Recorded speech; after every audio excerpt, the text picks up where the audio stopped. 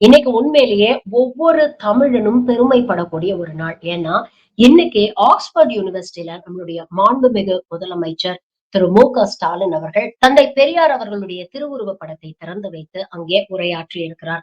சுயமரியாதை இயக்கத்தின் 100வது ஆண்டு விழா, அதாவது சென்டினரி செலிப்ரேஷன்ஸ் நடக்கிற நேரத்துல பெரியாருடைய போட்டோவை இனாகரேட் பண்ணி கேம்பிரிட்ஜ் யூனிவர்சிட்டியில பெரியார் பேசினதை மொழிபெயர்த்த அந்த கலெக்ஷன்ஸ வந்து அவர் வெளியிட்டு இருக்கிறாரு அப்படிங்கிறது ரொம்பவே பெருமைப்படக்கூடிய ஒரு விஷயம். அங்கே உரையாற்றும் பொழுது மாண்புமிகு முதலமைச்சர் அவர்கள் ஒரு விஷயத்த சொல்லியிருக்கிறாரு. இன்னைக்கும் பெரியார் ரொம்ப தேவைப்படுறாரு. இன்னைக்கு இருக்கக்கூடிய அரசியல் சூழலில் உலக அளவில் பெரியாருடைய தேவை இருக்கிறது அப்படிங்கிற ஒரு விஷயத்த பேசியிருக்கிறாரு. பெரியாரை ஏன் நம்ம இவ்வளவு கொண்டாடுறோம் அப்படின்னு பாத்தீங்கன்னா, எத்தனையோ தலைவர்கள் இருந்திருக்கிறாங்க. தன் குடும்பம், தன் இனம், தன் சாதி, தன் மக்கள் அப்படின்னு பேசக்கூடிய தலைவர்கள் மத்தியில் வெகு சில தலைவர்களே ஒட்டுமொத்த மனித குலத்தின் மீட்சிக்காகவும் மேன்மைக்காகவும் பேசிய தலைவர்களா இருந்தாங்க.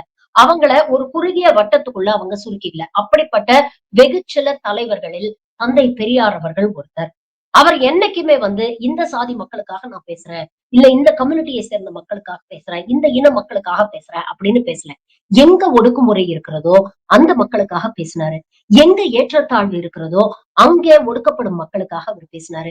எங்க சாதிய பேதம் இருக்கிறதோ அங்கே ஒடுக்கப்படக்கூடிய மக்களுக்காக பேசினாரு. எங்க ஆணாதிக்க சமூகம் இருக்கிறதோ அங்கே ஒடுக்கப்படக்கூடிய பெண்களுக்காக அவர் பேசினாரு.